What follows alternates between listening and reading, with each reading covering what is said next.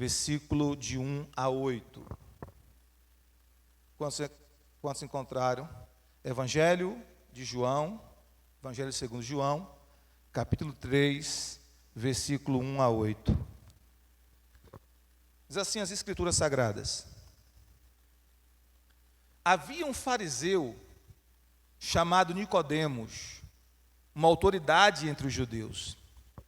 Ele veio a Jesus à noite e disse: Mestre, sabemos que ensinas da parte de Deus, pois ninguém pode realizar os sinais milagrosos que estás fazendo, se Deus não estiver com ele. Em resposta, Jesus declarou: digo-lhes a verdade, ninguém pode ver o reino de Deus se não nascer de novo. Perguntou Nicodemos: como alguém pode nascer sendo velho? É claro que não pode entrar pela segunda vez no ventre de sua mãe e renascer. Respondeu Jesus: digo-lhes a verdade, ninguém pode entrar no reino de Deus se não nascer da água e do Espírito. O que nasce da carne é carne, mas o que nasce do Espírito é Espírito. Não se surpreenda pelo fato de eu ter dito: é necessário que vocês nasçam de novo. O vento sopra onde quer, você o escuta, mas não pode dizer de onde vem, nem para onde vai. Assim acontece com todos os nascidos do Espírito. Amém? Estenda suas mãos e ore para que o Espírito do Senhor me use nessa noite. Precioso e amigo Espírito Santo, essa é a tua bendita palavra que acabamos de ler. Eu sou apenas um vaso, apenas um instrumento nas tuas mãos. Eu te peço, me usa, Senhor, pela tua graça, pela tua unção, pelo teu poder, pelo teu Espírito, Senhor. Fala ao nosso coração nessa noite através da tua palavra, que a palavra que a gente precisa receber do Senhor, a gente receba nessa noite, e que pela tua palavra nós sejamos transformados, pela tua palavra nós sejamos libertos, pela tua palavra nós sejamos consolados, pela tua palavra nós sejamos salvos, em nome de Jesus. Senhor, que o nosso coração seja uma boa terra, em que a semente da palavra que cair em nosso coração possa germinar, crescer e produzir uma grande colheita, abundante, a 30, 60 e a 100 por um. Oramos assim para a glória e honra do teu nome, em nome de Jesus. Amém. Amém. Pode sentar, queridos. Nós vimos, final da semana passada, encerramos capítulo 2 de João. Falamos sobre muitas coisas importantes no capítulo 2, e hoje queria começar um pouco no capítulo 3, e esse texto de João falando sobre o novo nascimento, e é isso que a gente vai falar nessa noite. Essa é uma das passagens mais profundas e reveladoras das Escrituras Sagradas, onde o Senhor nos ensina a importância essencial do novo nascimento.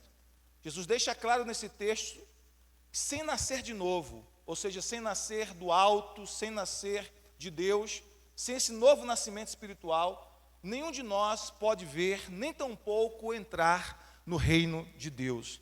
Só podemos acessar o reino de Deus, só podemos entrar no reino de Deus, ver o reino de Deus e entrar no reino de Deus, se nós nascermos de novo. Esse ensino foi direcionado a Nicodemos, que era um fariseu, um dos principais líderes judaicos da época, mas que, como todos nós, também precisa nascer de Deus. O princípio aqui é universal: todo ser humano precisa desse novo nascimento. Todo ser humano precisa nascer de Deus para poder entrar no reino dos céus. E a partir desse texto nós podemos extrair muitas lições preciosas. Mas hoje eu gostaria de falar apenas sobre 4 lições que a gente vai enxergar aqui nesse texto, a gente vai ver aqui nesse texto. A primeira delas, que eu encontro aqui nesse texto, versículo 1 e 2, é que um começo fraco pode se tornar uma fé firme. Porque Nicodemos, diz a Bíblia, ele foi ter com Jesus de noite. Possivelmente ele foi ter com Jesus à noite porque ele estava com vergonha, porque ele não queria ser visto com Jesus, porque ele não queria ser reconhecido naquele momento como um discípulo do Senhor, porque ele sabia a forte oposição que os fariseus, e ele era um fariseu, fazia Jesus. Ele sabia da forte oposição que a maioria dos judeus fazia Jesus. Então ele sabia que estar com Jesus, que caminhar com Jesus, que ser reconhecido como um discípulo de Jesus, traria implicações de grandes perseguições, que ele seria perseguido, que ele seria ridicularizado, que muitas vezes ele seria zombado, e a princípio talvez, eu penso que talvez, ele não quisesse ser reconhecido como discípulo de Jesus, e ele vai ter com Jesus de noite, porque a sua fé ainda estava começando. Era uma fé ainda fraca, era uma fé ainda débil, era uma fé ainda pequena, mas estava começando a fé. E aquilo que começou de forma tão tímida, aquilo que começou de forma tão frágil, começou a se fortalecer com o tempo. Porque a gente vai ver, por exemplo, lá em João, capítulo 7, versículos 50 a 51, que Nicodemos ele vai defender Jesus diante dos seus colegas do Sinédrio. Quando os colegas do Sinédrio começaram a falar sobre Jesus, ele defende Jesus. Ele diz, a nossa lei condena alguém antes de ouvi-lo. Ele começa a ter coragem de falar de Jesus para os seus colegas do Sinédrio. Ele começa a ter coragem de defender Jesus. Mas na frente, lá em João, capítulo 19, versículo 34 a 41, a gente vai ver que ele foi um dos que guardou o corpo de Jesus e sepultou o corpo de Jesus, junto com José de Arimateia. Então ele agora aparece novamente, desta vez com ousadia, ao lado de José de Arimateia, com cuidado para o sepultamento do corpo de Jesus. Então aquele camarada começou com a fé tão tímida, tão pequena, ainda com medo da perseguição, agora depois que ele evolui na sua fé, que ele cresce na sua fé, ele se torna forte, inclusive até mais do que Pedro, porque Pedro negou Jesus. E ele agora tem coragem de pedir, juntamente com José de Arimateia, o corpo lá para Pilatos. Ele agora tem coragem de assumir publicamente a sua fé. E isso é uma lição preciosa para nós. Porque como nos lembra o profeta Zacarias, em Zacarias capítulo 4, versículo 10, quem despreza o dia das pequenas coisas? Ou seja, nós não podemos desprezar, essa pergunta é uma pergunta retórica, né? Não podemos desprezar o dia das pequenas coisas, os pequenos começos. Às vezes a gente vê uma pessoa que está começando, que está engateando, que talvez não está tão firme na fé ainda, e a gente começa a fazer julgamentos precipitados. Mas como a gente vai ver nessa palavra, o vento sopra onde quer. O vento do Espírito sopra onde quer. A Bíblia diz que o Senhor Jesus, Ele não apagará o morrão que fumega, nem quebrará a cana rachada. O que significa? Que aqueles que estão com o seu pavio apenas fumegando, não tem mais fogo, está apenas a fumacinha, o Senhor não vai terminar de apagar. Pelo contrário, o Senhor vai soprar o vento do seu Espírito para aquecer, para renovar. Então mesmo aqueles que estão fracos na fé, o Senhor tem um propósito na vida deles. Ou mesmo aqueles que estão começando na fé, e que talvez por estarem começando, a sua fé ainda é tão pequena, o Senhor vai renovar a fé. Amém? Então ore por aqueles que talvez você está pensando assim, meu Deus, essa pessoa está tão fraca, essa pessoa está tão distante do propósito de Deus, está tão distante do que Deus quer. O vento sopra onde quer, o Espírito Santo atua em quem quer. E essa pessoa talvez que agora está tão fraca, tão tímida na fé, ela pode experimentar um mover do Espírito Santo e ser uma pessoa firme na fé, um cristão firme na fé, um cristão poderoso em Deus, em nome de Jesus. Amém? Então nós nunca devemos subestimar os começos humildes. Deus opera transformações poderosas a partir de sementes simples da fé. Deus opera transformações poderosas. A segunda verdade que a gente vai entender nesse texto, também no versículo 1 a 2, nem cultura, nem religião, nem riquezas, nem status humano, nem nenhuma das coisas que o homem valoriza aqui nessa terra, substituem o novo nascimento. Nada dessas coisas, nem cultura, nem religião, nem intelectual, nem riquezas, nada dessas coisas substitui o novo nascimento.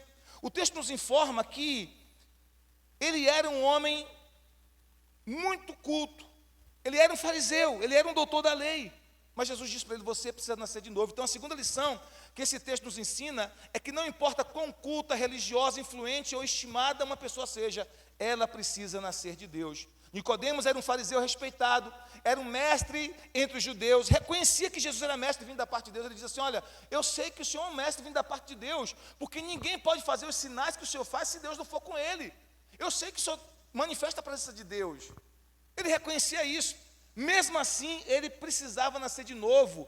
Não bastava apenas ter esse reconhecimento, ele precisava ter uma experiência de novo nascimento, porque o que transforma o ser humano é o novo nascimento. E a gente vai falar sobre o que é o novo nascimento e quais as implicações do novo nascimento. Então, religião, tradição, posição social não substituem a obra interior do Espírito Santo. A entrada no reino de Deus exige uma transformação profunda no interior, uma transformação que só o Espírito Santo pode operar em nossas vidas.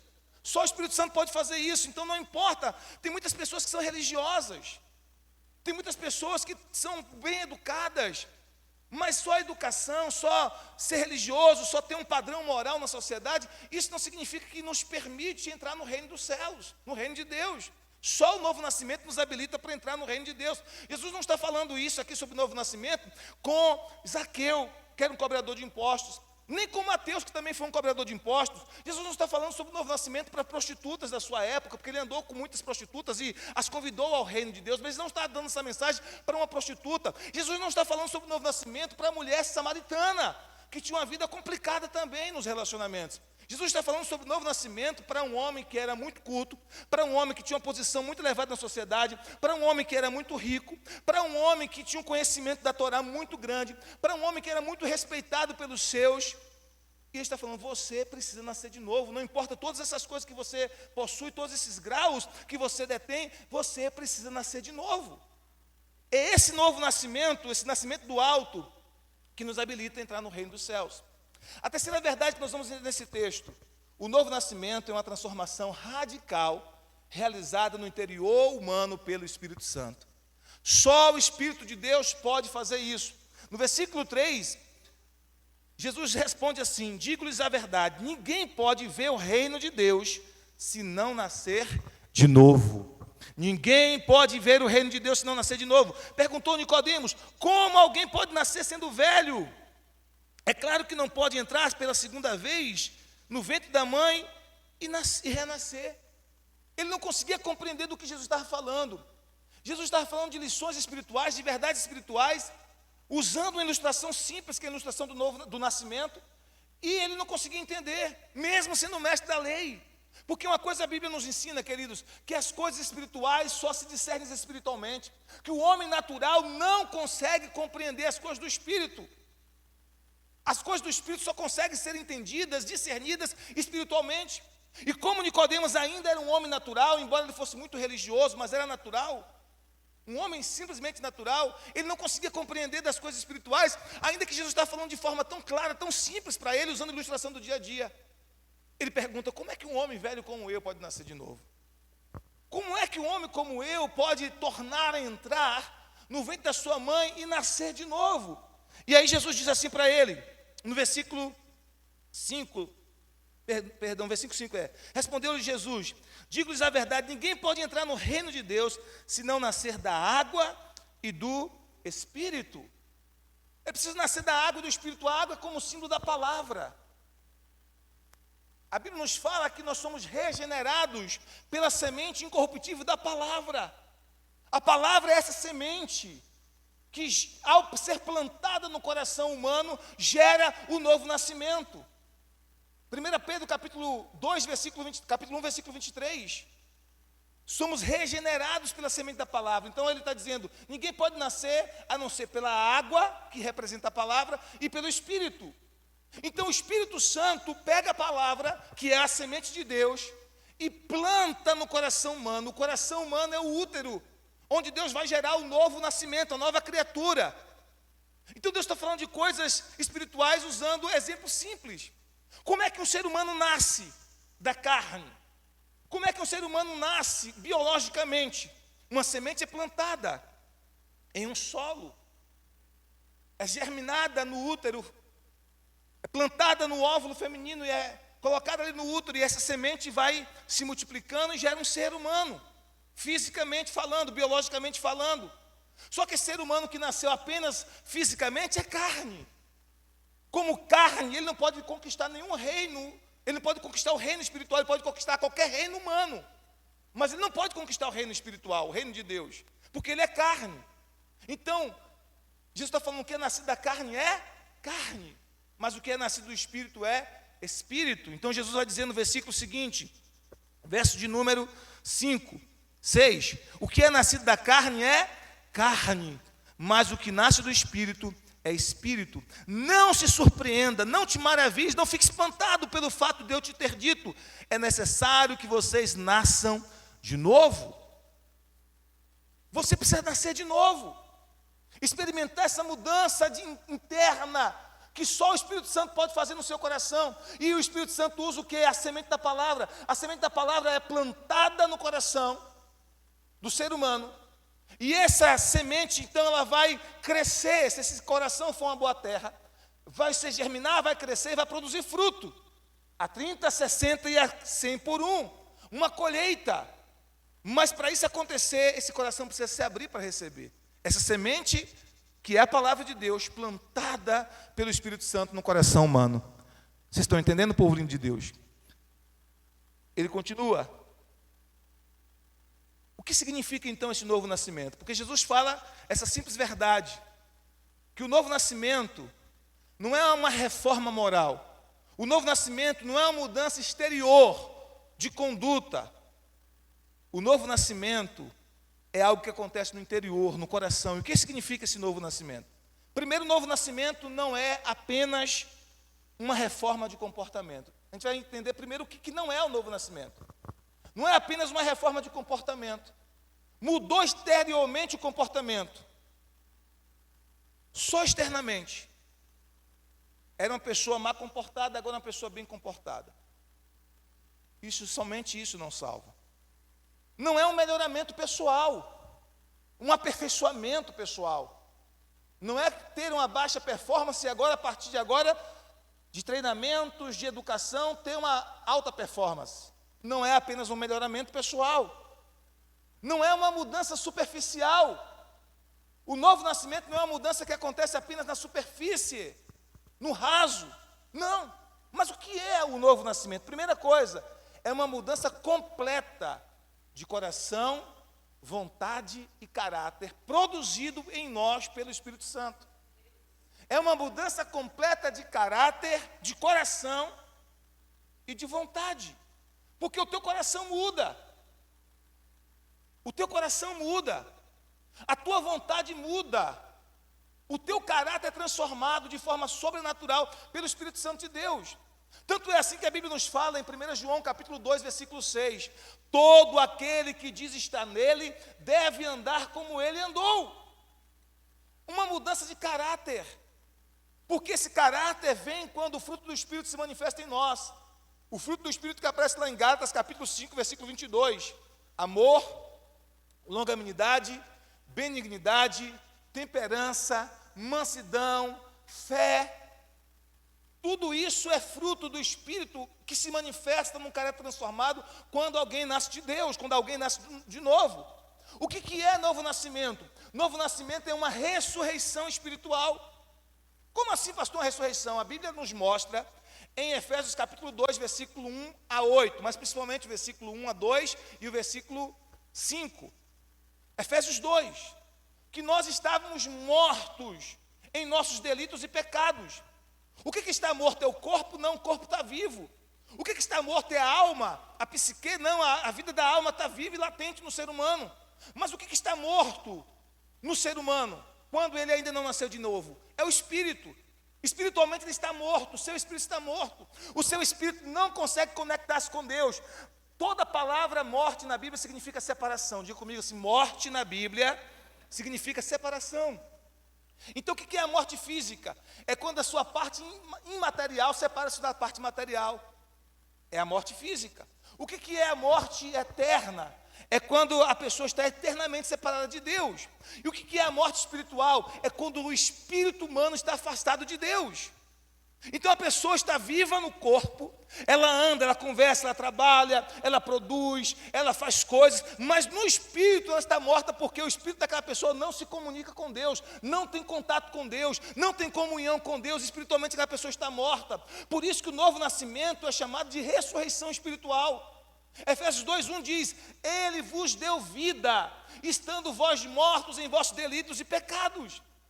Então qual é a diferença daquele que nasceu de Deus para aquele que não nasceu de Deus? Vida. A pessoa que nasceu de Deus, a pessoa que nasceu do alto, ela tem vida espiritual nela, ela tem a vida de Deus habitando dela, dentro dela, ela tem o seu espírito ressuscitado, e esse espírito ressuscitado tem comunhão com Deus, tem acesso a Deus, ouve a Deus, fala com Deus, adora a Deus e comunica com Deus e comunga com Deus, porque Deus é espírito, João 4:24. E Deus se comunica com o nosso espírito. Mas se o espírito estiver morto, como é que Deus vai se comunicar com o nosso espírito? Então o espírito precisa ser ressuscitado. Então o novo nascimento é uma ressurreição espiritual. O que mais que o novo nascimento é? O novo nascimento é uma nova criação. A Bíblia nos fala em 2 Coríntios capítulo 5, verso 17. Se alguém está em Cristo, nova criatura é. As coisas velhas se passaram, tudo se fez novo. É uma nova criatura, é uma nova criação. Você se torna uma nova criação de fato. O que mais o novo nascimento é? O novo nascimento é a passagem da morte para a vida. Literalmente isso. Jesus disse que todo aquele que nasceu de Deus ama o seu irmão. E a prova de que nós passamos da morte para a vida é o amor. Essa capacidade que nós temos de amar, que é a prova do novo nascimento. Então é uma passagem da morte para a vida. O novo nascimento é a implantação em nosso coração, que antes estava morto, de um novo princípio vindo do alto, que é o princípio de Deus, a vida de Deus. Tudo isso é novo nascimento. É o início da existência da nova criatura, com uma nova natureza, com novos hábitos, com novos gostos, com novos desejos, com novos julgamentos, com novas opiniões, com nova esperança e, sobretudo, com um temor novo de Deus. Tudo isso acontece no novo nascimento. O teu gosto muda.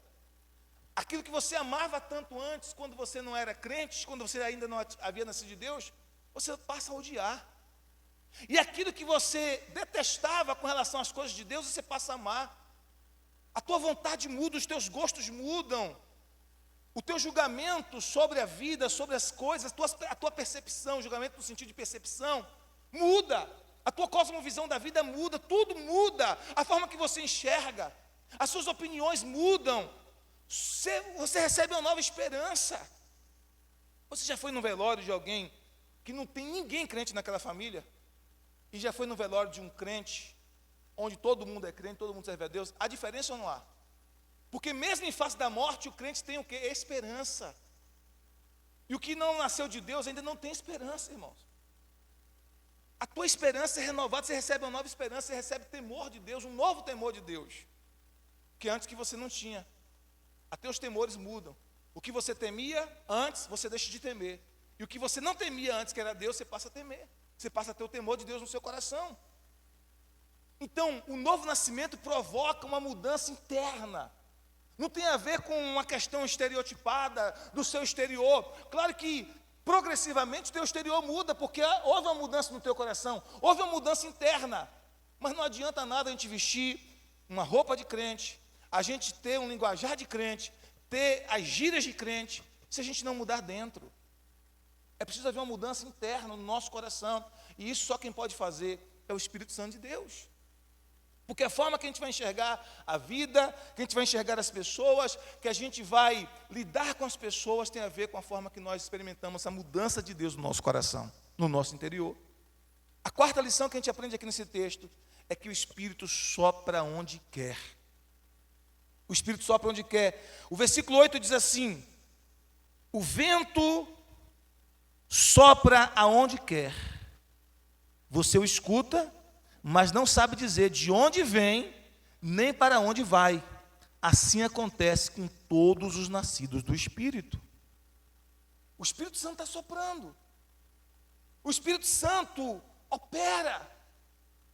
O Espírito Santo soprou sobre a vida de Paulo, que antes era Saulo de Tarso, perseguidor da igreja, matador de crente, assassino de crente. Mas o Espírito Santo começou a soprar. Nem Ananias e os discípulos acreditaram nisso. Tanto é que quando o Senhor falou com Ananias para ir ministrar a Paulo, ele disse: Senhor, eu tenho ouvido falar que esse homem é um homem perverso, é um homem cruel, é um homem mau. Um homem que persegue cristãos, um homem que mata cristãos. E o Senhor disse para ele o quê? Vai, porque este é para mim um vaso escolhido. O Espírito Santo está soprando no coração de Paulo. O Espírito Santo soprou no coração de Manassés, que foi o rei mais perverso de Israel. O rei mais perverso de Israel foi Manassés, de Judá. Um rei que matou, um rei que assassinou, um rei que perseguiu os que temiam a Deus, um rei que foi capaz de sacrificar a Moloque, seu próprio filho, de queimar o próprio filho no fogo como sacrifício a Moloque. Mas no final da vida dele, o Espírito Santo soprou sobre ele, e ele se arrependeu, e ele começou a buscar a Deus. Quem diria que no final da vida, e Manassés teve um reinado longo. Então você diga assim: mas meu Deus, um rei tão ruim tinha que ter um reinado tão curto. Teve um reinado longo, mas Deus soprou sobre ele, teve misericórdia dele, e cumpriu a promessa que havia feito a Davi. E ele no final da vida se arrependeu, porque o vento sopra onde quer. Onde quer. O vento do Espírito sopra onde quer. Não sei se você sabe, mas vento é uma das palavras em grego para espírito. Tanto pneuma como racha em hebraico, como pneuma em grego, é uma das palavras para espírito. Espírito, hálito, vento, ar. É a mesma palavra que é traduzido. Então o vento do Espírito está soprando. E o vento do Espírito sopra sobre quem Ele quer. Então você está orando por uma pessoa já há tanto tempo, clamando a Deus. E talvez até ficou desesperado, desesperada, achando, meu Deus, tem tanto tempo já, e essa pessoa não muda, não se preocupe. O vento sopra onde quer. O Espírito Santo de Deus é soprar sobre essa pessoa por quem você está orando, por quem você está intercedendo, por quem você está clamando. E o Espírito do Senhor vai falar ao coração dessa pessoa, vai transformar.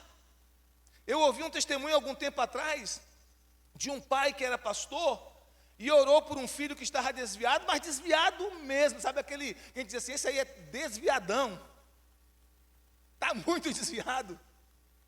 E o pai pastor,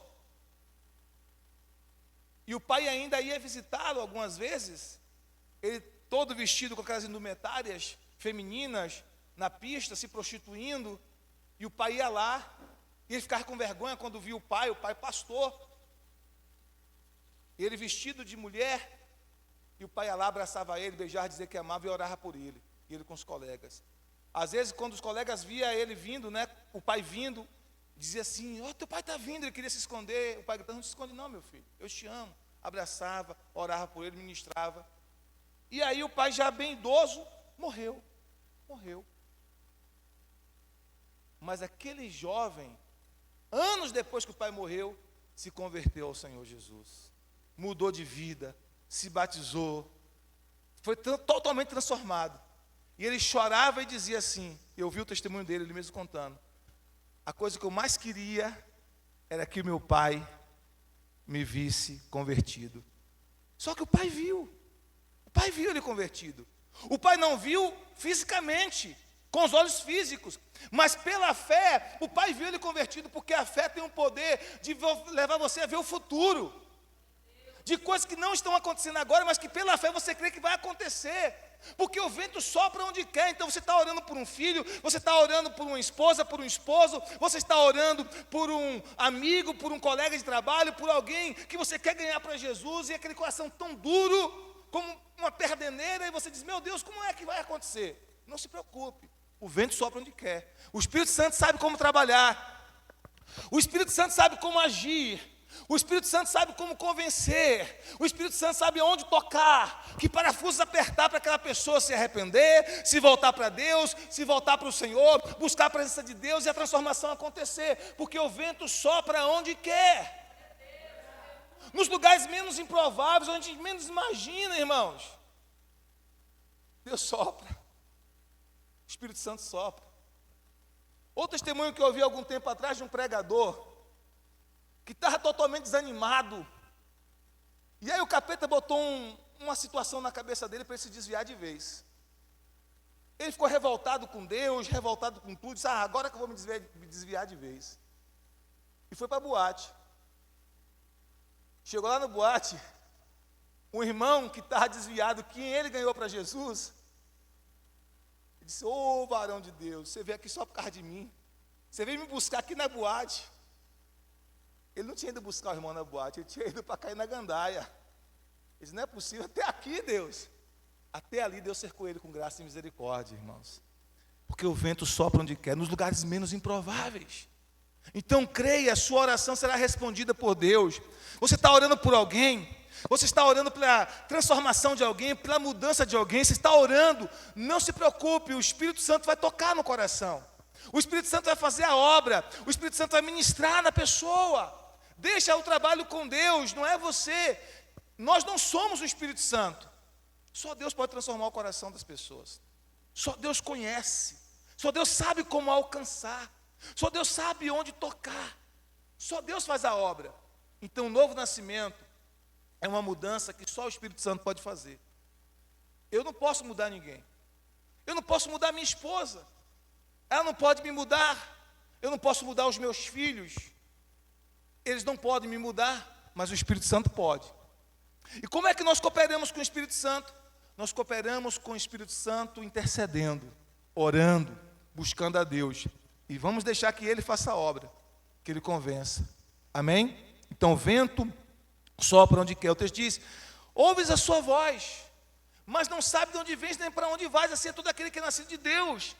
Não tem como a gente perceber um movimento exterior, mas a gente começa a perceber algumas mudanças que vão acontecendo. A gente começa a ver que Deus está agindo, está operando. Só que quando Deus está operando na vida de alguém, o diabo ele fica furioso, irmãos. Ele fica furioso. E ele quer fazer de tudo para que a gente não creia nesse agir de Deus. Ele quer fazer de tudo para que a gente não creia que Deus está agindo, mas Deus está agindo. Deixa eu dizer uma coisa para você, quanto mais perto do milagre de transformação de uma pessoa por quem você está orando, mais o capeta se desespera. E ele se levanta furiosamente para tentar atacar, para ver você desistir. Você está mais perto da bênção do que você imagina. Você está mais perto do milagre do que você imagina. Do milagre de ver essa pessoa aos pés de Cristo, de ver essa pessoa transformada, de ver essa pessoa que você está orando, intercedendo aos pés do Evangelho. Mas você não pode desistir. Não pode desistir de orar. Eu me lembro uma vez que alguém comentou com minha esposa, eu vou desistir de orar pelo meu marido, né? Pelo marido. Eu vou desistir de orar pelo meu marido. Eu vou parar de orar por ele, porque eu oro, ele continua bebendo. Eu oro, ele continua prostituindo. Eu oro, ele continua fazendo coisa errada. Eu vou parar. Aí minha esposa disse assim, olha, se você parar de orar, você já está dizendo para o diabo, ó diabo, pode tomar conta a partir de hoje. Eu entrego ele nas tuas mãos. Fica à vontade para agir. Fica à vontade para operar na vida do meu marido. Fica à vontade para levar ele para o fundo do poço. A irmã disse, misericórdia, pastor. Eu disse, se você deixar de orar, se você desistir de orar pelo seu marido por conta da condição dele, você está entregando ele na mão do diabo para o capeta destruir totalmente. Aí eu disse, então não vou parar de orar não. Continuou orando, o que aconteceu? O marido se converteu e hoje é uma bênção de Deus, irmãos. É uma bênção de Deus. Mas foi anos orando, não só ela, mas a gente também. Orando, clamando, intercedendo, buscando, e hoje ele é uma bênção de Deus. Deixa eu dizer uma coisa para você que é irmã que está orando pelo seu marido vai se converter em nome de Jesus. Seu marido vai ser crente, vai ser um homem de Deus, amém? Os varões também que estão orando pelas esposas, sua esposa vai ser crente, mulher de Deus, cheia da presença, cheia do Espírito Santo, cheia de Deus, santa.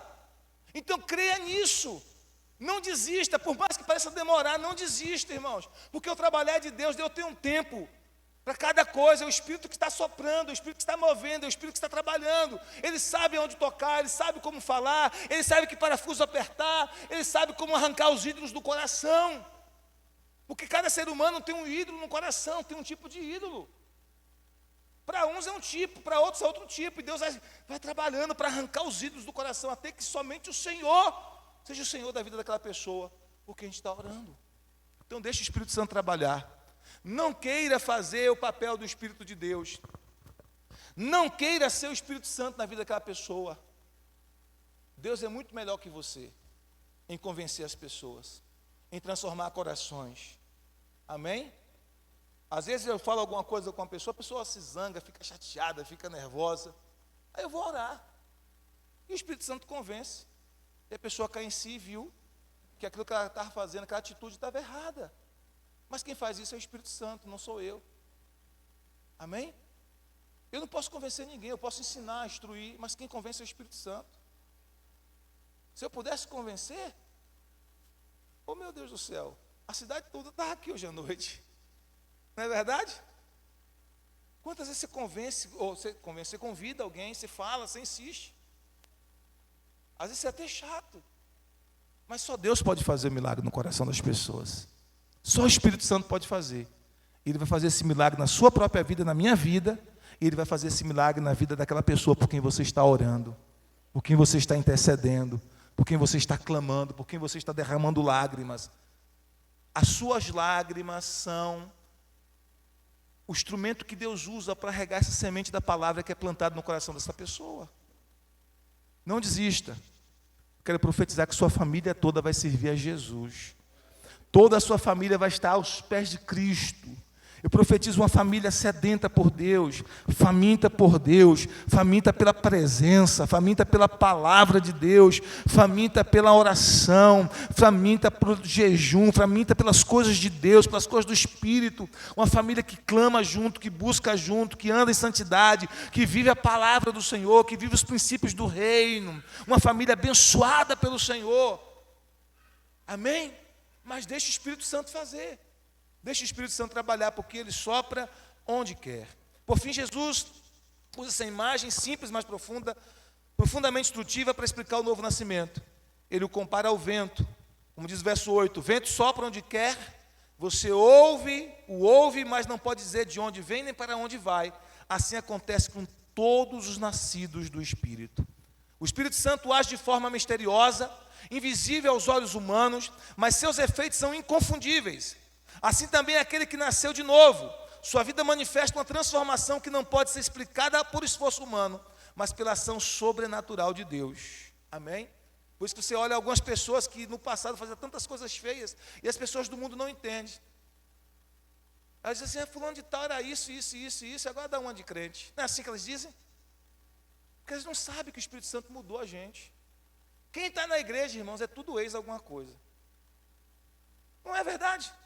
Eu sou ex, você também é ex. Aqui tem ex-ladrão, ex-prostituto, ex-piriguete, ex-religioso, ex-moralista. Eu não era piriguete não, mas era moralista. Aqui tem ex-tudo. Aí as pessoas, elas não entendem isso. Lá de fora diz, fulano de tal era isso, era aquilo outro, agora dá uma de crente. Não é que dá uma de crente, que o Espírito Santo entrou em nossa vida, plantou a semente da palavra no nosso coração, essa semente cresceu, germinou, produziu seus frutos, mudou a nossa vida, mudou a nossa história, e agora nós estamos produzindo novos frutos, de um caráter semelhante ao caráter de Cristo. Isso aconteceu em minha vida, aconteceu na sua vida. Arrancou a solidão, a depressão, o desejo de morrer. Por quê? Porque o Espírito Santo veio. Plantou essa semente da palavra em nós.